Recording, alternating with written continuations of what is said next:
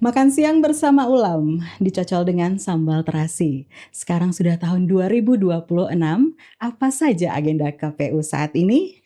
Assalamualaikum warahmatullahi wabarakatuh. Hai teman pemilih, apa kabar? Senang sekali rasanya saya Marisa Natra kembali hadir di ruang dengar podcast KPU Provinsi Riau bertajuk Orasi. Obrolan seputar demokrasi. Seperti biasa dalam orasi ataupun podcast kita kali ini, kita menghadirkan sosok-sosok yang tentunya sangat inspiratif dan memberikan informasi yang sangat bermanfaat, khususnya seputar demokrasi dan kepemiluan. Dan kalau teman pemilih menyimak bagaimana orasi dibuka selalu dengan pantun, itu juga menjadi ciri khas kita podcast KPU Provinsi Riau.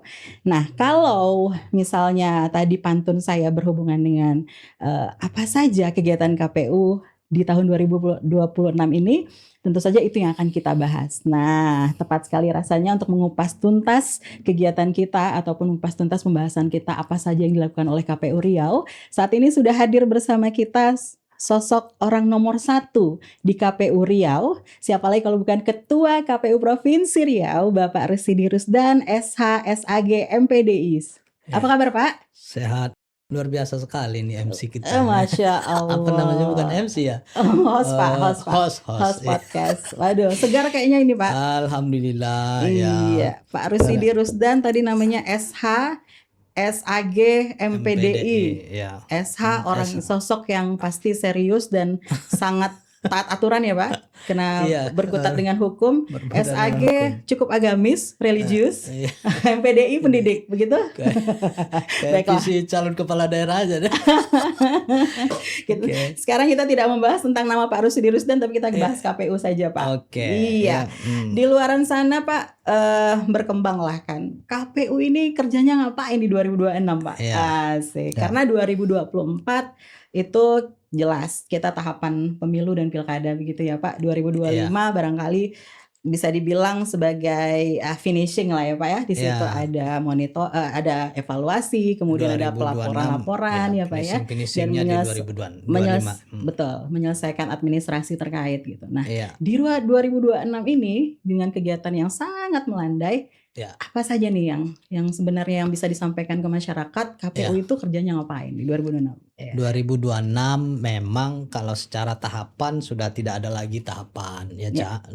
Dan pemirsa podcast KPU Riau dimanapun berada, memang di 2026 ini kita sudah pure tidak ada tahapan. Kalau di 2025 kita masih ada finishing tadi ya istilah Ica, atau mungkin masih ada kerja-kerja pelaporan. Betul. Begitu ya. Kemudian juga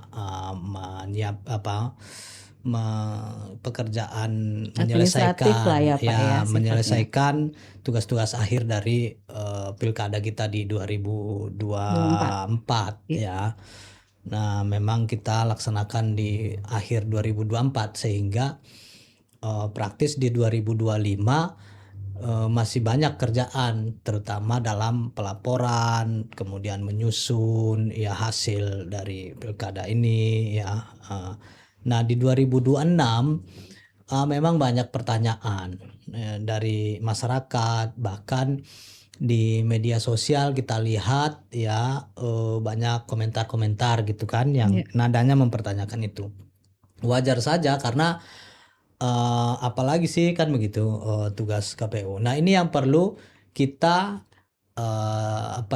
kita jelaskan kepada masyarakat bahwa meskipun di 2026 ini tidak ada lagi tahapan, tetapi ada amanat undang-undang yang harus kita laksanakan ya. Amanat undang-undang ini yang jelas itu ada dua pekerjaan KPU yang secara bukan saja secara implisit tetapi secara eksplisit ya, bahwa KPU wajib melaksanakan pemutahiran data pemilih berkelanjutan ya. Ini tentu sudah bisa kita tebak ya, sudah bisa kita prediksi ini untuk apa kan begitu. Ini dalam rangka untuk meminimalisir ya potensi-potensi masalah di pemutahiran data pemilih pada tahun 2029, di mana kalau memang masih undang-undangnya sama, jadwalnya sama, maka secara periodik pemilu kita akan dilaksanakan di 2029 untuk pileg pilpres Jadi ya. masyarakat perlu tahu kita Ya, dari sekarang sudah mulai itu Pak ya. sudah mulai dan Pendataannya kita sudah kawal mulai terus dimutakhirkan ya. ya Pak ya. Jadi semua residu-residu ya kita rapikan dari sekarang, kita kawal terus secara berkelanjutan. Mulai dari KPU RI, KPU provinsi ini melaksanakan pemutakhiran data berkelanjutan ini, data pemilih berkelanjutan setiap 6 bulan sekali, artinya setiap semester gitu Kalau di kan. kabupaten kota Pak? Kalau di kabupaten kota setiap 3 bulan sekali. Ya. Jadi setiap triwulan istilahnya. Itu diplenokan penduduk atau masyarakat yang dulunya belum punya hak pilih Ya. atau mungkin masih sekolah kelas 2 SMA gitu atau kelas 1 SMA, kemudian sudah naik kelas dari kelas 2 SMA, itu biasanya sudah berumur 17 tahun. Atau ada masyarakat kita yang sebelumnya menjadi TNI Polri, kemudian sudah pensiun, otomatis dia sudah punya hak pilih. Kalau yang sebelumnya belum punya hak pilih, kan begitu. Iya. Nah, kemudian juga ada orang yang mungkin belum berusia 17 tahun tapi dia sudah menikah. Nah, ini juga menjadi salah satu aspek yang menjadi syarat untuk masuk ke DPT. Iya. Nah, jadi ini yang pertama tugas KPU. Yang kedua, kita juga diamanatkan oleh undang-undang, khususnya Undang-Undang Nomor 7 Tahun 2017, bahwa tugas KPU itu melaksanakan pemutakhiran pengurus partai politik berkelanjutan. Nah, ini juga kita laksanakan selama setiap semester. Berarti sekali 6 bulan kita update. Melalui Jadi, aplikasi Sipol ya melalui Pak? aplikasi Sipol. Yang kalau yang tadi melalui aplikasi Sidali ya, Sistem Informasi Data Pemilih. Nah, kalau Sipol Sistem Informasi Partai Politik. Nah, ini dua tugas yang itu secara jelas-jelas diperintahkan di dalam undang-undang. Nah, ada lagi tugas yang secara umum disebutkan di dalam undang-undang tapi tidak kemudian diatur secara detail, yaitu pendidikan pemilih. Nah, ya artinya apa? Artinya pendidikan pemilih ini penting karena banyak orang di luar sana begitu ya, pemilih kita yang belum paham umpamanya tata cara pemilih, kemudian kenapa sih penting orang harus datang ke TPS setiap kali ada pemilu atau pilkada begitu kan. Betul. Kemudian apa pentingnya hak suara seseorang begitu. Nah, ini masih banyak ya, khususnya juga para pemilih kontemporer ya, seperti kalau sekarang ini kan Gen Alpha gitu ya, Gen Z yang kalau kita lihat itu masih apa ya, masih mungkin bahasa sederhananya cuek bebek gitu kan. kurang memperdulikan tentang pentingnya untuk memilih. Betul. Padahal memilih itu kalau secara secara teknis memilih itu orang rame-rame datang ke TPS gitu kan ya di hari yang ditentukan. Tapi pada substansinya itu adalah untuk menentukan berlangsung atau tidaknya ya kan, berdiri atau tidaknya negara kita gitu. Karena bayangkan kalau umpamanya tidak ada pemilu, ini negara kita bisa chaos, bisa kacau balau karena tidak ada pemimpin. Satu hari saja pemimpin itu kosong, ini berbahaya. Jadi cukuplah di negara-negara di luar sana ya yang terjadi kekacauan, kita jangan begitu, karena kedamaian ya, keberlangsungan ke pemerintahan itu harganya sangat mahal sekali, sehingga orang bisa secara damai pergi ke pasar, ke sekolah, ke kampus begitu kan, pemerintahan berjalan dengan baik. Ini adalah berkah dari kita melaksanakan pemilu secara berkelanjutan ya, secara edukasinya, ini Pak, ya? Edukasi kepemiluan secara berkelanjutan. karena kita tepat waktu dalam melaksanakan pemilu atau pilkada. Kalau mungkin pilkada bisa berubah jadwal itu masih bisa ditunjuk PLT atau pejabat PJ. PJ, bupati atau gubernur. Tapi kalau kekosongan presiden, siapa yang akan melanjutkan? Nah, ini bisa kacau. Orang semua tidak ada presiden, tidak ada kepala negara, itu berpotensi menjadi chaos negara ini. Nah, Itu ini begitu masyarakat belum pentingnya. sadar ya Pak ya, arti Itu pentingnya pentingnya KPU ya Ica. Pak. Jadi pemahaman-pemahaman yang seperti ini harus terus berkelanjutan diberikan. Nah, taruhannya adalah keutuhan negara Kesatuan Republik Indonesia, NKRI taruhannya. Jadi kalau orang menganggap sepele gitu kan, menganggap aduh itu ngapain KPU, ya kan, ini kan udah nggak musim pilkada gitu, nggak musim Iya. pemilu kok masih ada pendidikan memilih, ini padahal penting. Kurang jauh mainnya tuh Pak. Nah, jadi Kalau ini mikir penting. KPU, iya. Nah, inilah tugas-tugas kita KPU ya. Dengan adanya podcast ini juga kita berharap ya kan, masyarakat khususnya generasi muda yang akhir-akhir ini kan kita melihat ada semacam tergerus ya, rasa nasionalisme kita, rasa memiliki kebangsaan kita.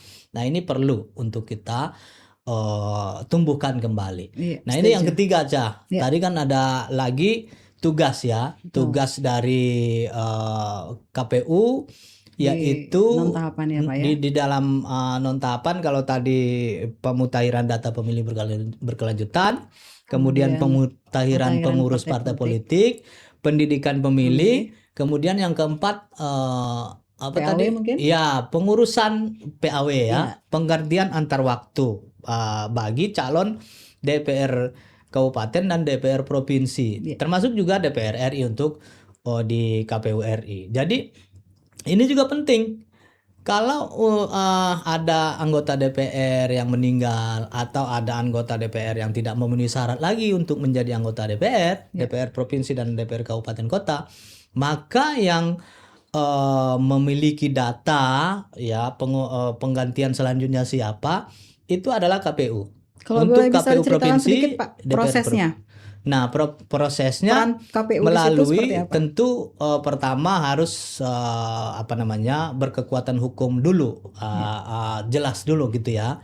Memang sudah final, umpamanya kalau ada yang meninggal itu harus dibuktikan dengan adanya surat keterangan kematian ya dari pihak yang berwenang.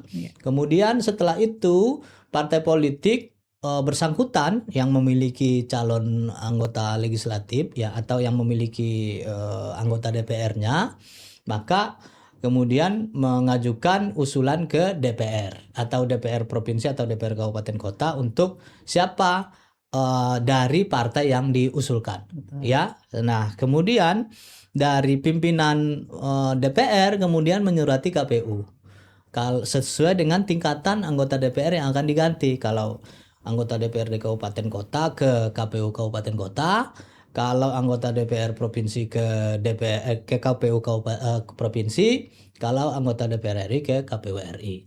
Nah, setelah itu baru kita cek. Proses ya Pak KPU kemudian mencek. Nah, untuk di provinsi tentu daftar anggota KPU provinsi yang memiliki suara jumlah suara berikutnya nanti kita cek. Ini namanya diautentifikasi. Kita verifikasi ya dengan meng-cross check, termasuk juga apakah calon berikutnya masih memenuhi syarat sebagai calon anggota DPR. Karena kan bisa jadi kalau sudah berjalan 2 tahun atau sudah berjalan 2 tahun lebih gitu kan, bisa jadi calon anggota DPR berikutnya sudah tidak lagi memenuhi syarat, umpamanya meninggal dunia, kemudian sudah pindah partai, ya kan, atau sedang menjalani pidana penjara dan segala macam. Nah, ini atau punya kasus etika ya, umpamanya ya yang berhubungan dengan moral gitu kan. Berarti disitulah peran KPU disitulah ya Pak ya? peran KPU untuk memverifikasi. Jadi ya 4 hal ini aja sebetulnya KPU sudah sangat disibukkan ya. Kalau kita menjalankan dengan baik dan benar gitu kan. Nah, masalahnya Kita Apa ini itu, Pak? di luar tahapan ini dananya tidak ada gitu. Artinya hanya Ya ada dana ya dana ya, ya Pak. ya dananya ini kurang Ya. apa namanya Kurang ada KPU support gitu ya, maksudnya, Pak. artinya kita hanya disediakan dana untuk operasional perkantoran Tapi yang sepertinya secara itu tidak rutin. menghilangkan kreativitas KPU Ya, dong pastinya, Pak. ya ini harapan kita tentu teman-teman ya baik ke komisioner, ke sekretariat baik di kabupaten ya maupun di provinsi ini tetap melaksanakan kreativitas ya, Iya. diharapkan ada kreativitas Seperti begitu. halnya orasi ini, Pak, kita juga non Ya, budget. ini non budget kan, nggak ada honornya sih, nggak ada honornya. Ya, Kemudian tapi kan ya, semua itu tidak harus betul. ada apa namanya, tidak harus ada honornya baru bergerak kan begitu. Betul, Nah disitulah ini dituntut komitmen, wujud Mm-mm. komitmen dari KPU, Ya betul ya Pak ya, betul, untuk tetap ya. terus menyukseskan bagaimana ke Mm-mm. depannya Ya. pelaksanaan pemilu dan pilkada juga Mm-mm. berjalan lancar, Sam- namun tetap digiring dengan edukasi-edukasi yang Iya, berkesinambungan gitu ya betul Pak. sekali. Minimal lewat media sosial ya Pak ya. Ya minimal lewat Bapak media sering sosial. pantau kan media sosial Ya, KPU Riau? alhamdulillah sering ya, sering lihat Ica juga, Masya sering lihat Allah. teman-teman gitu Iya, kan. iya, betul Pak. Nah, di Dan KPU. begitu teman pemilih, jadi sudah jelas kan, nggak ada lagi di belakang di luaran sana bilang KPU nggak ada kerjaan, nggak Ya. bisa lagi. 4 hal tadi saja yang sudah Ya. dijelaskan oleh ketua udah sangat menyibukkan ya Semuanya Pak ya. itu sangat substansial dan Betul. mempengaruhi roda pemerintahan. Bayangkan tadi kalau umpamanya ada anggota DPR provinsi umpamanya yang di PAW tapi kemudian KPU tidak jalan ya. Iya. Ini kan bisa mengganggu keberlangsungan pemerintahan, Setuju. kurangnya anggota DPR begitu kan, kemudian terabaikannya aspirasi dari masyarakat konstituen yang diwakili oleh oleh anggota DPR tersebut gitu kan. Iya, Jadi semuanya berhubungan dengan kebutuhan dan keberlangsungan tata sosial kehidupan masyarakat kita begitu. Setuju. Saya yakin dan Ya. percaya yang di rumah nih pasti ngangguk-ngangguk nih Pak. Iya, Oh, iya. ya. Dan merasa menyesal gitu Pak. Iya. Sudah menjudge KPU. Ya. Tidak ada kerjaan gitu ya. Enggak juga, enggak. Mungkin ya bertanya itu di zaman sekarang kan namanya bertanya, jangan Iya. bertanya, mengkritik juga boleh. Dan inilah ruang kita Pak. Nah, Salah ini satu ruang kita untuk menjelaskan di ya. orasi, Nah, obrolan di seputar orasi. demokrasi. Orasi. Ya. Wah, menarik sekali. Dan dari awal tadi saya juga melihat Bapak begitu bersinar-sinar, semangat. Karena kita ketahui bersama bahwa pelaksanaan pemilu dan pilkada serentak 2024 terbilang sukses Pak. Ya. Bahkan dalam penghitungan penghitungan suara kalau saya nggak Ya, salah di pilkada itu dia non PSU ya Pak ya waktu itu ya Pak. Ya, jadi untuk di ini. pilkada 2024 ya kita alhamdulillah ya berhasil menorehkan beberapa prestasi ya. Ya minimal boleh saya sombong dikit pikir nggak Pak? ya. Iya, boleh nyombong dikit nggak nih Pak? Main di luaran, Pak. Minimal mungkin lebih baik daripada pilkada sebelumnya di beberapa aspek. Ya ini kan bukan kita apa namanya menyampaikan prestasi itu tanpa bukti, umpamanya di mana secara fisik, secara ini bisa kita rasakan. Nggak ada, nggak sekedar klaim ya Pak ya. Iya, tidak hanya omon-omon gitu kan. Umpamanya di mana prestasinya? Kita baru pertama kali di dalam sejarah perpilkadaan di Riau gitu kan, bahwa tidak ada PSU pasca pemungutan suara yang pasca pemungutan suara gitu kan. Nah, memang ada PSU tapi itu karena perintah MK. Betul. Jadi kalau dulu setelah pilkada itu ada rekomendasi dari Bawaslu dilaksanakan PSU di TPS ini, di TPS sana gitu kan. Jadi bahkan lebih dari satu TPS, ya kan? Bahkan ada yang puluhan TPS yang dilaksanakan. Nah, di pilkada kemarin kita tidak ada. Ya, baik rekomendasi Bawaslu, ya kan, maupun atas dasar apa namanya ini ketidakpuasan masyarakat. Ya tidak ada. Ya, memang proses dari ketidakpuasan masyarakat itu kan di apa namanya diproses di Bawaslu ya. Nah, alhamdulillah Bawaslu pasca pilkada itu tidak ada. Itu yang pertama. Yang kedua, kita tidak ada lagi di dalam pilkada kemarin, ya kan, calon itu saling mengklaim pemenang. Nah, ini kan kalau di pilkada-pilkada sebelumnya kita lihat ada setelah pemungutan suara, ya kan, jam 5 jam 6 sore itu ya yang calon satu sujud syukur, yang calon yang lain sujud syukur juga gitu kan. Sehingga masyarakat bingung mana ini pemenangnya kan gitu. Nah, itu tidak kita temukan lagi di pilkada 2024 kemarin. Kenapa? Karena memang sistem informasi hasil pilkada kita yaitu Sirekap itu betul-betul valid gitu kan, dan dapat dijadikan acuan oleh baik peserta ya, penyelenggara dan masyarakat pemilih, bisa melihat secara transparan. Ada kok di situ. Oh, Anda TPS berapa gitu kan? Itu hasilnya itu sudah kita upload, dan plot jam 6 sore itu hampir 100% sudah termuat di dalam Sirekap itu. Nah, ini belum pernah ada pemilu maupun pilkada sebelumnya terjadi seperti yang kita buat hari ini. Meskipun tentu ini bukan hanya dari aspek keberhasilan dari KPU Riau ya, tapi ini banyak aspek ya, baik dari sistem Sirekapnya itu sendiri yang dibuat oleh KPU RI yang mungkin sudah belajar dari kebocoran-kebocoran terdahulu gitu kan, masalah-masalah terdahulu, kemudian kita sempurnakan di Pilkada 2024 ini. Kemudian juga bantuan dari pemerintah daerah gitu kan, dan kemudian juga dari kepolisian, dari keamanan itu semuanya berkolaborasi, ya kan, bersinergi sehingga kita melihat itu. Nah, itu secara umum. Prestasi berikutnya secara khusus kita dinobatkan sebagai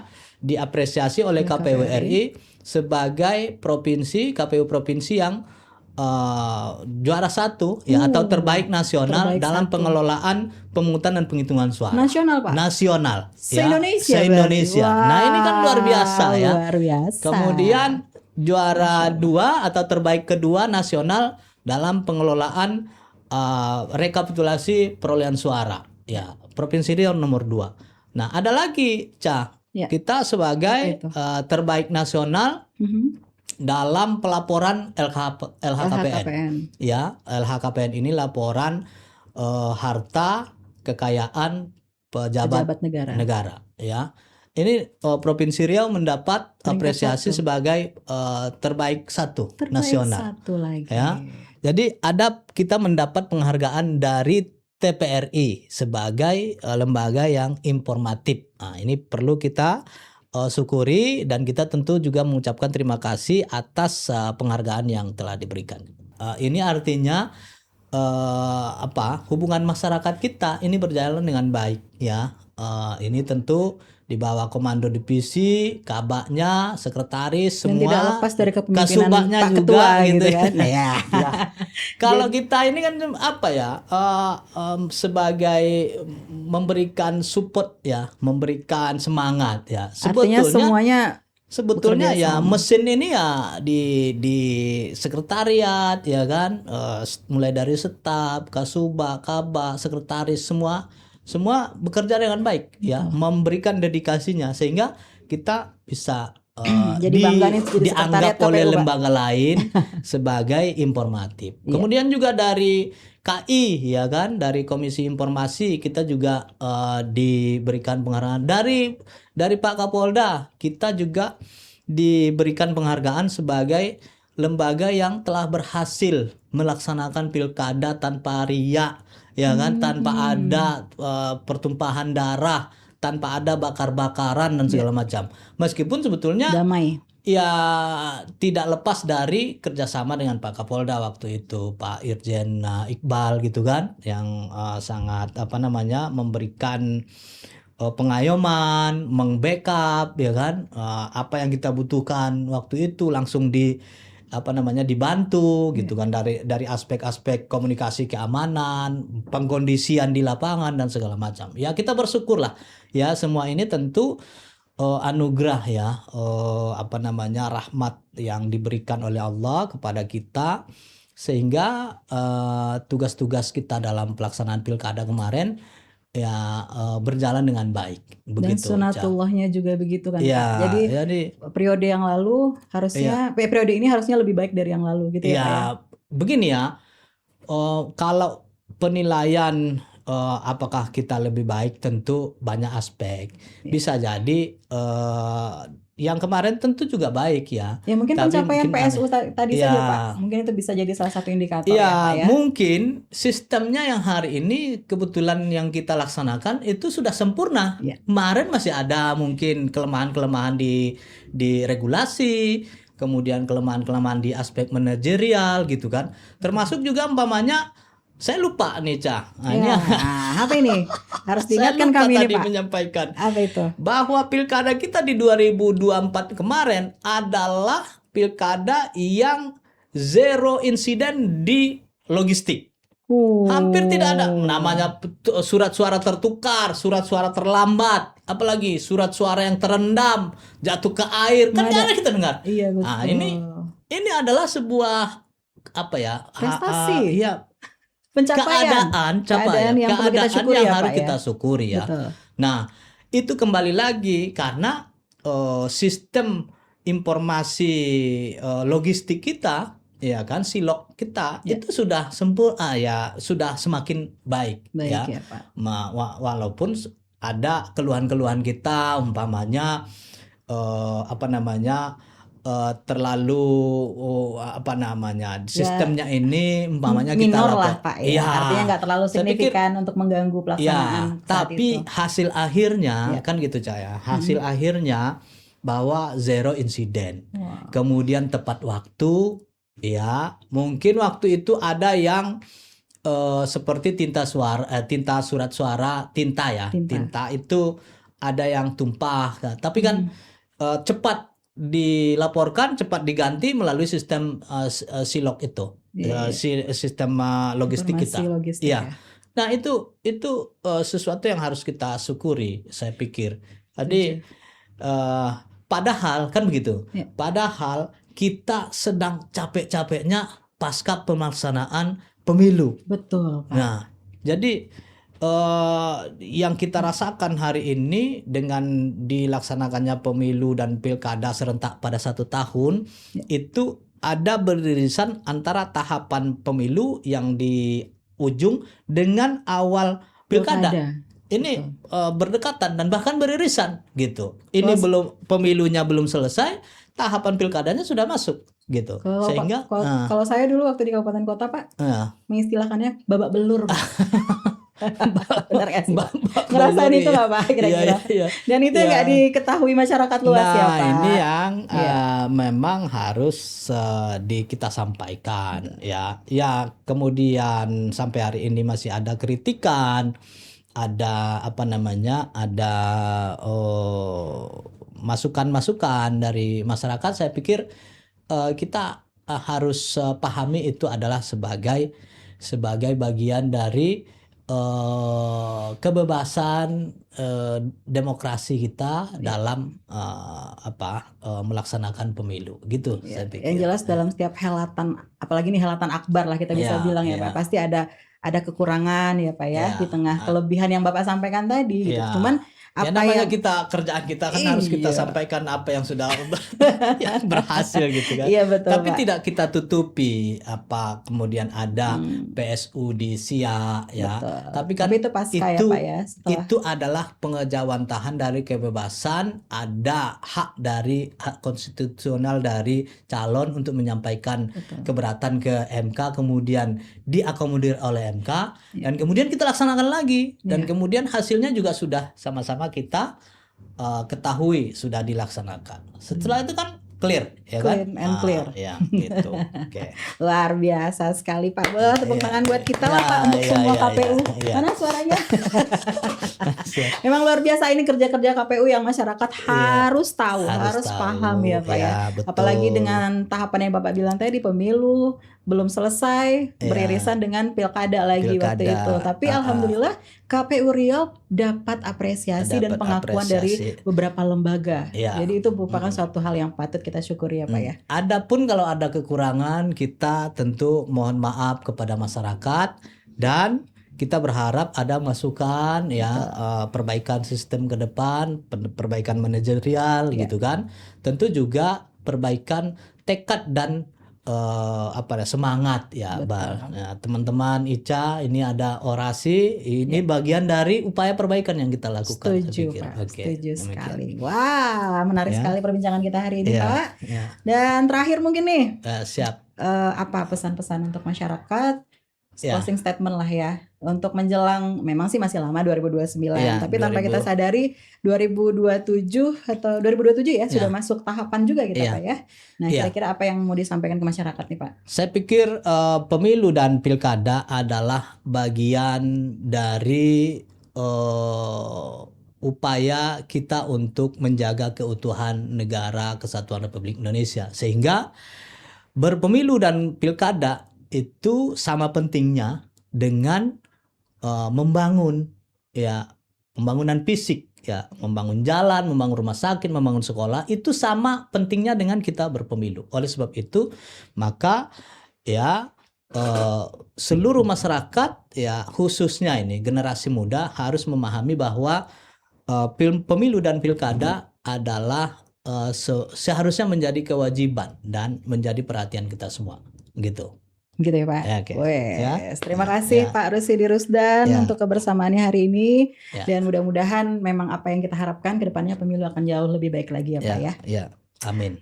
Baik teman pemilih, itulah tadi perbincangan hangat kita yang luar biasa dengan Ketua KPU Provinsi Riau yang sudah menjelaskan panjang lebar bagaimana sebenarnya kegiatan KPU dan bahkan proyeksi kegiatan di 2026 Ya, kali betul. ini. Untuk itu kami undur diri. Seperti biasa, saya tutup dengan pantun.